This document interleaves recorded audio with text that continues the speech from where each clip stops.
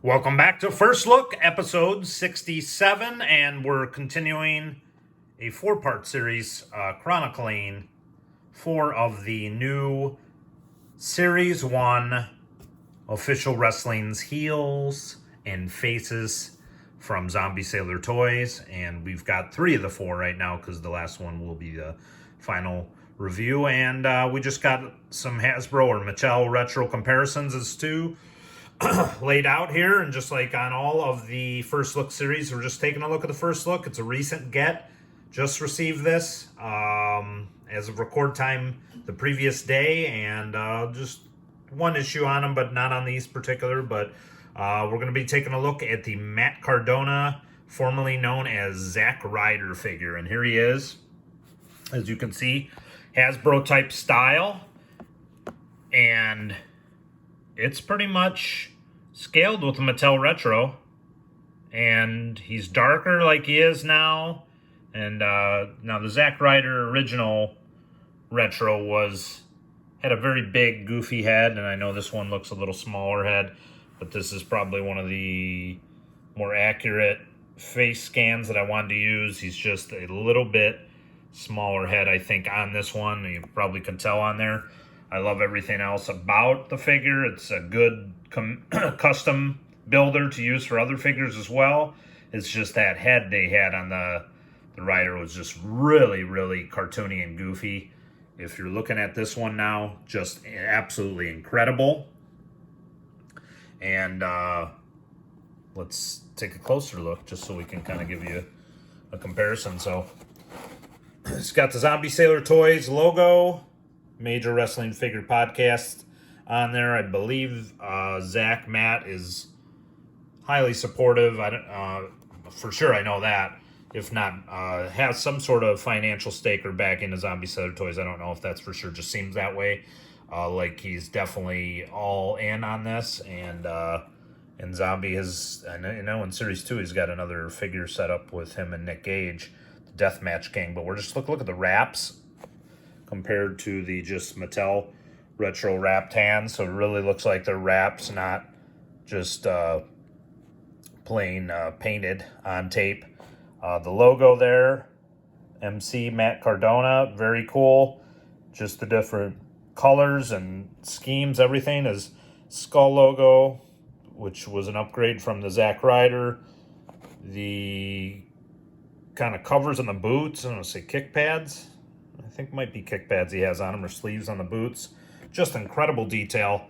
This might be the most detailed figure in this Series 1 that I have. Face scan looks incredible. Got kind of the poof in the hair. As you can see, the color art on the card looks just like Matt does now. He's all over the place. He's always ready. And just this figure I originally wanted in his WrestleMania type gear in a green and white Brian Myers. So that way I was reluctant to buy the two of them, especially with, I mean, just at the time, this was just a higher price point for me. But this is an incredible figure. So this probably would be superior than that, to that, I mean. As you can see, the Ron Rudette art. And again, in each video I've mentioned the color, full color card back. If this could save some money, I would be okay with getting rid of it and just making everything black and white like this. Kind of look like an old Hasbro. It is very cool, don't get me wrong. It's just if you had to keep these figures more affordable, that's what I would do. But right here, 6'2", Matt Cardona, 230 pounds, from Long Island, New York. The Deathmatch King and Internet Champion is always ready.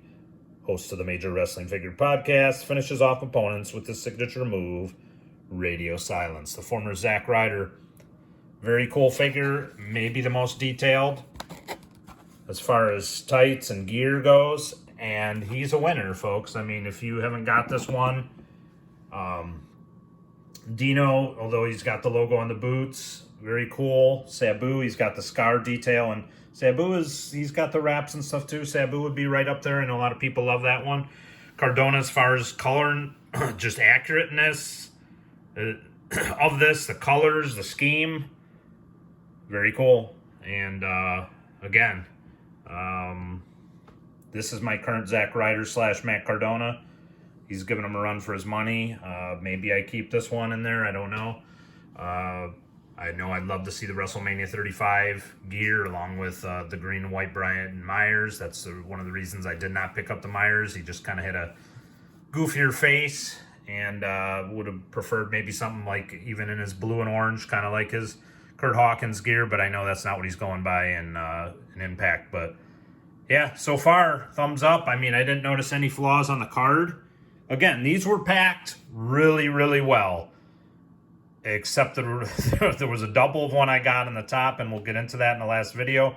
But most of these cards, as I said, there was some minor thing with the Sabu corner we did in episode 66, but he wrapped these good, and for the price they're paying, you expect that, and you expect the high quality, and I understand mistakes happens and things happen and such, but you know you're going to get, you know, good stuff, and that's what happened here. I mean, this is top-notch stuff, and if you're looking for a retro Matt Cardona, even if we put the goofy head back on there, I know it would really be superior. This is about the best I could make my Ryder look, with a more serious head.